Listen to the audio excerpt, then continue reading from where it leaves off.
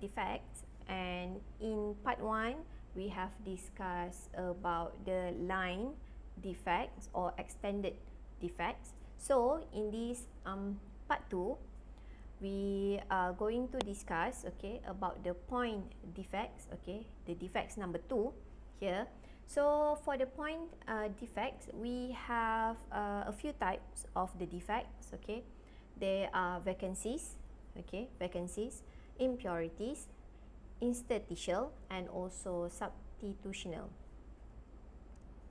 So this is where we have the point defects at 0 dimension. This is 0 dimension, where the atoms are missing or in irregular places in the lattice. So here, we have vacancies, interstitial, and also impurities. So in this part 2, we focus on the extrinsic defect. Alright, so and then what is the 0 dimension? So this is where they do not possess lattice structure in any dimension. Right. So for the point defects, we have two types of defects. Intrinsic and also extrinsic. This for the intrinsic defects. They do not involve any changes. In the overall composition. So it means that we have specific. Location of the defects. And then for the extrinsic defects, they involve changes in the overall composition. So why do defects form? This can be explained by using the delta G, the free Gibbs energy, where the introductions of defects actually increases the entropy, or we call it as degree of randomness, or degree of randomness or disorder. And these defects usually decreases the free energy, the delta G. Alright, so usually a minimum value for the delta G is reached for an optimum concentration of defects, and a structure with defects is more stable. Alright, so for the point defects, the simplest point defect is, we call it as vacancy or vacant lattice site. So all crystalline solids usually have or contain the vacancies, and it can be explained by the principles of thermodynamics, and also the presence of the vacancies usually will increase the entropy or randomness of the crystal. So this is a diagram to show us the vacancy. Alright, here. Alright, so this is where we have the vacant atomic site in a structure. Right, so in this diagram it shows us the absence of an atom or ion from its original location in a perfect crystal. So if you see this kind of diagram, if we have a hole here, alright, this is where we have the vacancy in the solid. Alright, so how to determine these vacancies? Usually we have a missing atoms from an atomic site, and then second one, atoms around the vacancy displaced, and also the tensile stress field produced in the vicinity. Alright, so this is the distortion of a plane. Distortion of planes here. Alright, and this is where we have the empty hole.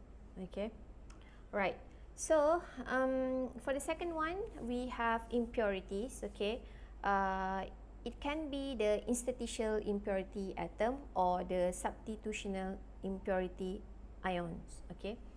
So here, this is the interstitial impurity atom. What does the interstitial mean. Okay, interstitial is something related with space. Okay, alright. So this is the substitutional impurity ion here and also here, where this one, it is supposed to be an orange ion, okay, while this one, it should be the the blue ion. Okay, so these two replace themselves, okay, from the original orange and also blue ions. Okay, and then the impurities actually refer to the atoms which differ from the host. Okay, so all real solids are impure, and we have the very pure metals about 99.999%, and one impurity will represent about 10 to the power of 6 atoms. Okay, so the impurities may be intentional or unintentional. Okay, for example, we add on a carbon in a small amount, okay, in iron to make steel. So if we have a steel, this steel, it is actually stronger than the pure iron, and then we add on boron in silicon, okay, that actually can change its electrical properties as semiconductor. And then the third one, alloys. Okay, this one, deliberate mixtures of metals. Okay, for example here, okay, we have mixture of silver and also copper to form a sterling silver, which is stronger than the pure silver. Okay, so the third one is interstitial. This one is occurrence of an atom or ion in an interstitial state, or in space. Okay, alright. So for this diagram, okay, right. So this one are the distortion of planes, and we have self-interstitial. Okay, alright. So this atom is supposedly to be here, okay, or here.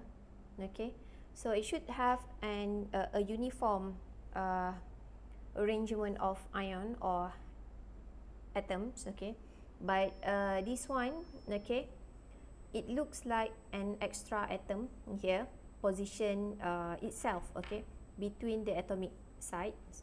Alright, and then other than that, it can be a foreign atom sitting in the void of a crystal. For example, here we have a carbon, okay, sitting in the octahedral void in the iron, okay, to form steel, right? And then this is a summary of the point defects. Okay, number one, this one is a vacancy. Okay, vacancy defects. Okay, and then we have, for the second one here, is the self-interstitial. Okay, the same atom or ions. Okay, alright. And then for the third one is interstitial impurities. Okay, so this is something from the outside. Okay, in this kind of or in this arrangement of atoms. Okay, and number 4 and number 5, this is where the atoms has the two atoms have been substituted with other impurities number 4 and also number 5, and the arrows for number 1 until number 5 actually represent the local stress introduced by defect. So that's all for the part 2, okay, for the point defect. So guys, I will see you in part 3. Okay, so hope you guys enjoy the video, and that's all for this part. Thank you.